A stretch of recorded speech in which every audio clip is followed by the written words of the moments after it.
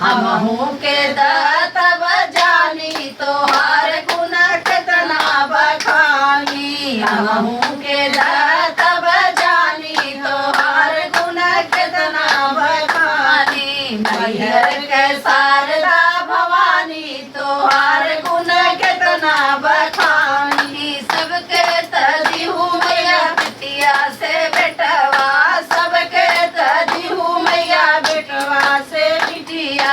हमहू के तब जानी तोहार गुण कितना बखानी। हमहू के तब जानी तोहार गुण कितना बखानी। मैहर के शारदा भवानी तोहार गुण कितना बखानी। सबके तदिहू मैया नैहर से सासुर, सबके तदिहू मैया नैहर से सासुर। हमहू के तब जानी तोहार गुण कितना बखानी। हमहू के तब जानी तोहार गुण कितना बखानी। मैहर के शारदा भवानी तोहार गुण कितना बखानी। सबके तदिहू मैया बड़का से